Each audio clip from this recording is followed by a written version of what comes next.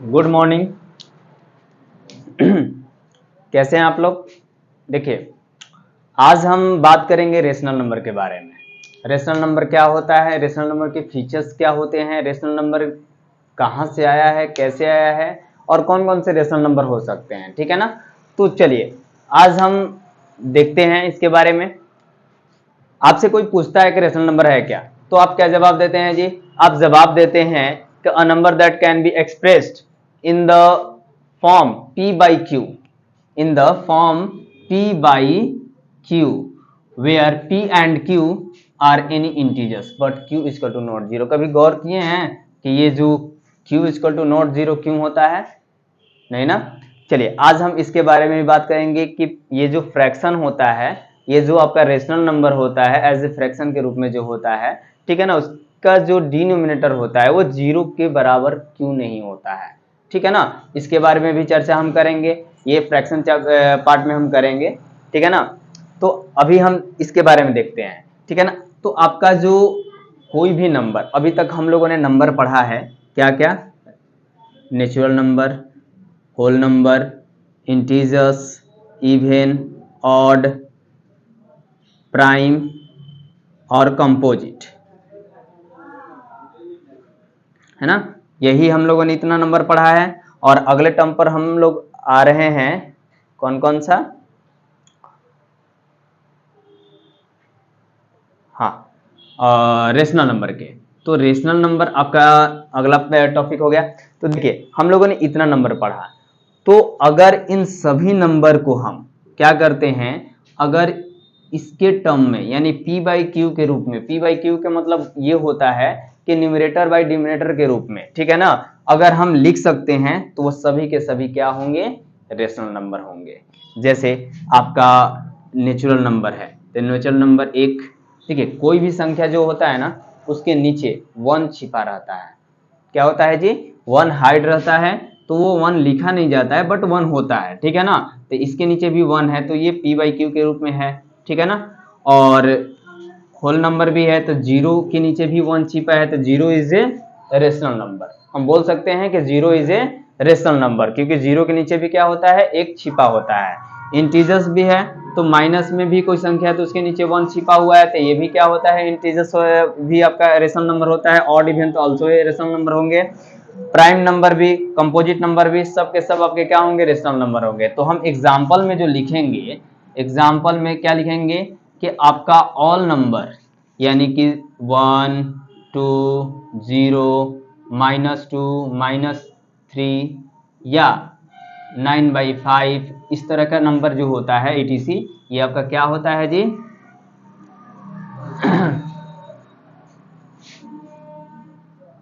Rational number होता है, ठीक है ना। अब थोड़ा सा बात करते हैं इसके एक टर्म के बारे में कि आपसे पूछा जाता है, ठीक है ना, क्या पूछा जाता है कि जो रेशनल नंबर होते हैं, सॉरी, जो आपका all natural number, all whole number और ऑल इंटीजर्स, ठीक है ना, मेन यही है, क्या ये सभी के सभी एक रेशनल नंबर हो सकते हैं? बिल्कुल हो सकते हैं, ठीक है ना। अभी हमने चर्चा किया ना कि जो आपका नेचुरल नंबर होता है एक से स्टार्ट होता है, तो जब कोई भी नेचुरल नंबर होता है उसके नीचे एक छिपा रहता है तो ऑल नेचुरल नंबर आपका क्या होगा? रेशनल नंबर होगा। जीरो भी आपका क्या है? रेशनल नंबर है क्योंकि उसके नीचे भी एक छिपा रहता है तो ये भी क्या हो गया? Rational number. इंटीजर्स तो होंगे ही, ठीक है ना। इंटीजर्स के नीचे भी, सबके नीचे क्या होता है? एक छिपा रहता है तो ये सब के सब क्या हो गए? आपके रेशनल नंबर हो गए।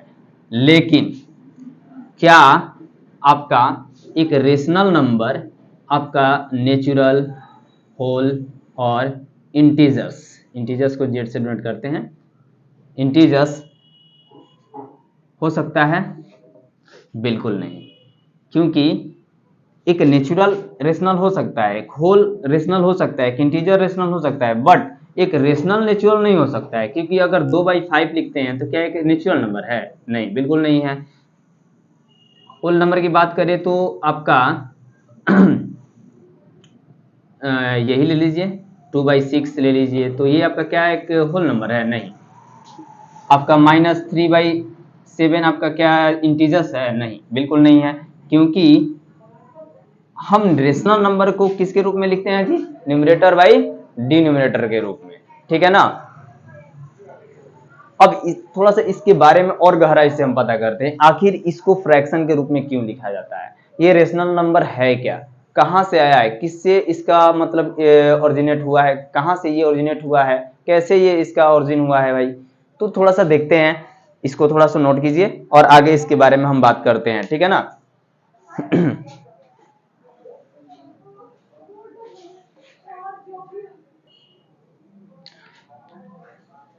चलिए देखिए, जो आपका रेशनल होता है ना, रेशनल देखिए पहले जो हम नंबर लिखते थे वो रेशियो को टर्म में लिखते थे, ठीक है ना। जो आपका रेशियो था, रेशियो को क्या बोलते हैं हिंदी में? अनुपात। रेशियो में कैसे नंबर को लिखते थे? जैसे कि कोई नंबर है तो ए रेशियो बी, ठीक है ना। इसको रेशियो का फर्स्ट टर्म, इसको सेकंड टर्म बोला जाता है, ठीक है ना। अब देखिए, कहने का मतलब ये है कि इस नंबर को हम क्या करते हैं जी? इस टर्म में लिखते हैं। अब देखो, रेशियो चैप्टर जब पढ़ाई होगा ना तो उसमें हम बताएंगे कि इसको क्या बोला जाता है, इसको क्या बोला जाता है, ठीक है ना। उसमें हम चर्चा करेंगे बढ़िया से, ठीक है ना। चैप्टर है, क्लास वाइज क्लास इस चैप्टर को डाला जाएगा, ठीक है ना। देखिए, तो हम पहले नंबर को इस टर्म में लिखते थे, अब इसी को मॉडिफाइड करके हम क्या करते हैं, इसको ए बटा बी के रूप में लिखने लगते हैं, ठीक है ना। जब ए बाई बी के रूप में लिखने लगे तो ये क्या हो गया जी? ये आपका हो जाता है न्यूमरेटर और नीचे वाले को बोलते हैं डिनोमिनेटर।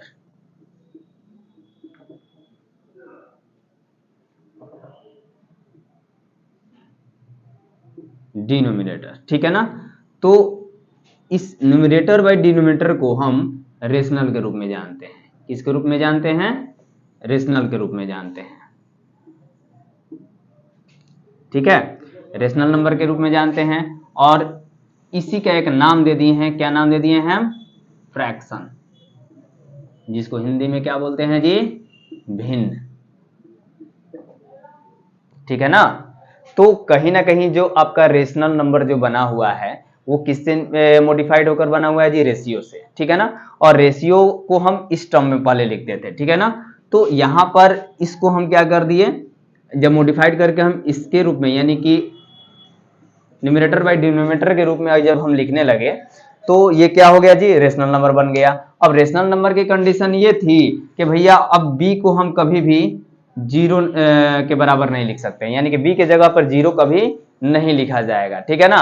यानी कि आप न्यूमरेटर बाई डिनोमिनेटर के रूप में कोई भी संख्या अगर लिखते हैं तो वो रेशनल कहलाएगा, लेकिन कभी भी नीचे में इसका बी के जगह पर जीरो नहीं लिखा जाएगा। ऐसा क्यों, आपको अभी हम बताते हैं, इसको नोट कीजिए। और देखिए, और इसी का जब हम नामकरण कर दिए ना, यानी कि जब इसका नेम दे दिए तो ये क्या हो गया? फ्रैक्शन। और फ्रैक्शन की हम चर्चा नेक्स्ट वीडियो में करेंगे और बहुत अच्छे से करेंगे कि ये होता क्या है फ्रैक्शन, ठीक है ना। चलिए इसको नोट कीजिए, आगे हम बताते हैं कि क्या है वो।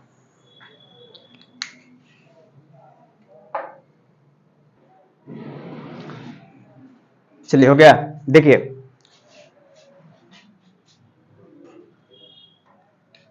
आप डिवाइड बनाए होंगे।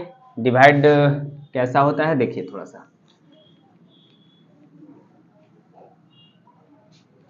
जब हम भाग देते हैं तो क्या होता है कि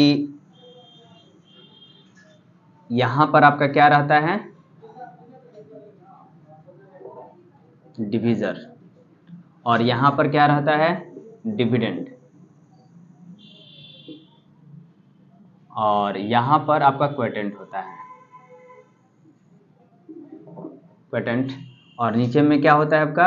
रिमाइंडर।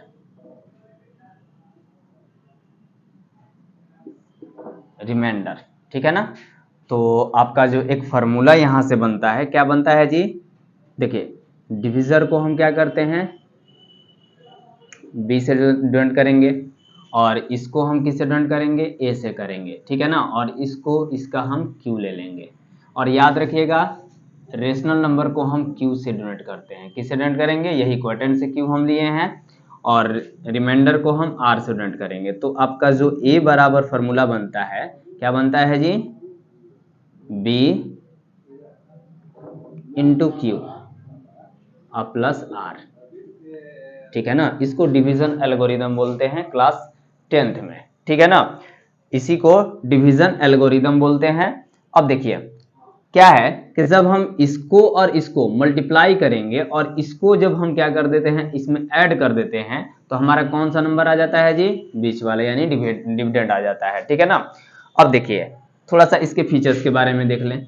तो जो आपका एक संख्या होता है, देखिए ना, किसी नंबर में आप क्या करते हैं, किसी नंबर में आप जीरो से मल्टीप्लाई करते हैं तो आपका क्या आता है, जीरो आता है। या जीरो में किसी नंबर से आप क्या करते हैं, मल्टीप्लाई करते हैं तो जीरो ही आता है, ठीक है। तो अगर ध्यान में रखिए कि जब हम किसी संख्या को क्या करते हैं, न्यूमरेटर बाय डिनोमिनेटर के रूप में हम जब लिखते हैं, ठीक है ना, जब हम किसी संख्या को हम न्यूमरेटर बाय डिनोमिनेटर के रूप में लिखते हैं, जैसे कि यहां पर हम लिख दिए क्या कि a बाई बी, है ना, a बाई बी, ये आपका क्या हो गया, न्यूमरेटर हो गया, और ये आपका डिनोमिनेटर हो गया। तो जो नीचे वाला होता है ना, ये जो नीचे वाला होता है इसको हम बोलते हैं डिवीजर। क्या बोलते हैं, डिवीजर, डिवीजर। और जो ऊपर वाला होता है इसको हम क्या बोलते हैं, डिविडेंड। क्या बोलते हैं, डिविडेंड। ध्यान में रखिए इसको हम बोलते हैं भाज्य, इसको बोलते हैं भाजक, और इसको शेषफल, शेषफल, और इसको क्या बोलते हैं हम, भागफल,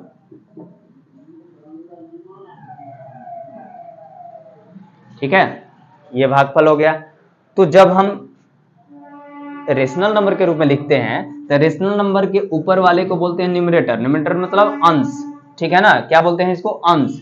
और नीचे वाले को क्या बोलते हैं, डिनोमिनेटर, डिनोमिनेटर को क्या बोलते हैं हम, हर, ठीक है ना। तो जब आपका ये न्यूमरेटर और डिनोमिनेटर जो होता है, ऊपर वाले को यानी न्यूमरेटर को हम डिविडेंड बोलते हैं और डिनोमिनेटर को क्या बोलते हैं, डिवीजर बोलते हैं। तो डिवीजर भाई कहाँ लिखाएगा, डिवीजर जो आपका लिखाएगा कहाँ पर, यहाँ पर, ठीक है ना, यानी कि बी आपका लिखाएगा यहाँ पर और ए कहाँ लिखाएगा, यहाँ पर। जब आप भाग देंगे तो इस तरह से देंगे। तो जब हम कोई संख्या यहाँ पर लिखते हैं, चलो ठीक है, यहाँ पर हम बात करेंगे, तो यहाँ पर हम बात करेंगे किसके बारे में, थोड़ा सा ऊपर कमेंट कर दें,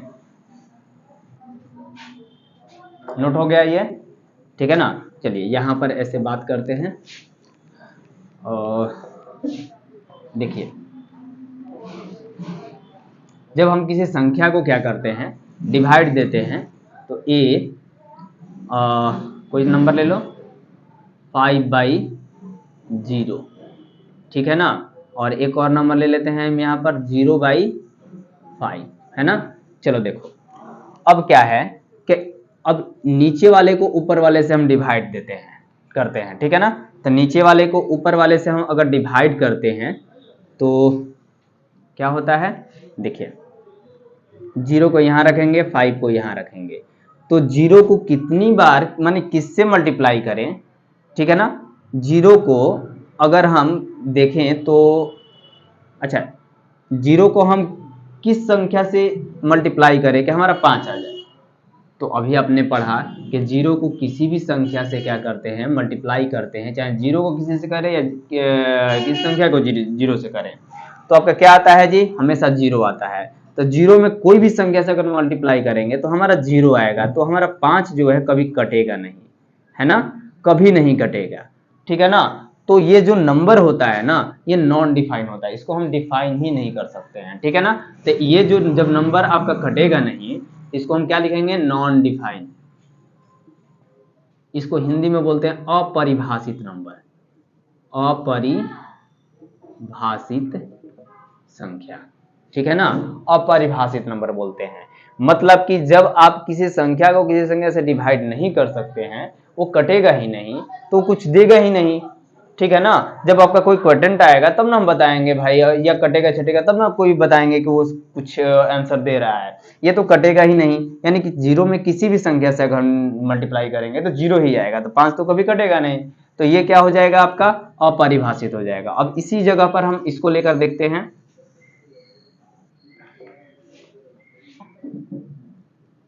5 को यहाँ रखते हैं और 0 को यहाँ, तब 5 में कितना से मल्टीप्लाई करें कि हमारा 0 आ जाए, तब 0 से कर देते हैं। 5 को अगर हम 0 से मल्टीप्लाई करेंगे तो 0 आ जाएगा, तो 0 यहाँ पर आ गया ना, तो 0 से करेंगे 0 0 कट गया, तो जो यहाँ होता है वही हमका आंसर हो जाता है। यही क्या होता है जी, हमारा आंसर। तो यानी कि जब भी कभी देखिए कि आपका न्यूमरेटर में 0 है और नीचे में कोई नंबर है, तो आंख मूंद कर क्या लिखिएगा, 0। अगर आपका न्यूमरेटर में कोई नंबर है और डिनोमिनेटर में कोई आपका 0 है, तो वो नंबर क्या होता है, अपरिभाषित होता है। कैसे होता है, हमने डिफाइन कर दिया, ठीक है ना। एक बार और सुन लीजिए ध्यान से कि किसी भी संख्या में 0 से मल्टीप्लाई करने पर क्या आता है, 0 आता है। या चाहे संख्या में किसी 0 से करे या 0 में किसी संख्या से करे, 0 ही होता है। तो आपका जो रेशनल नंबर होता है, रेशनल नंबर के ऊपर वाले भाग को हम क्या बोलते हैं जी, डिविडेंड, और रेशनल नंबर के नीचे वाले भाग को बोलते हैं डिविजर। डिविजर को डिविडेंड से क्या किया जाता है, डिवाइड किया जाता है। तो यहाँ पर जब हम डिवाइड करेंगे तो आपका 0 से कोई संख्या नहीं कटेगा, ठीक है ना। इसलिए ये नंबर क्या हो जाता है, अपरिभाषित हो जाता है, यानी कि नॉन डिफाइन हो जाता है। और 5 जो होता है 0 से 0 बार में कटता है, इसलिए उसका मान क्या हो जाता है, 0 आ जाता है, ठीक है ना। अब चलिए यहाँ पर ये टॉपिक खत्म होती है। अब बात करेंगे हम इसके नेक्स्ट टॉपिक के बारे में, फ्रैक्शन के बारे में। तो फ्रैक्शन के लिए अलग से एक वीडियो डालेंगे जो कि आपको देखना चाहिए, बहुत इंपॉर्टेंट वीडियो है, आप लोग मजा आएगा आपको देखने में, ठीक है ना। चलिए इसको नोट कीजिए।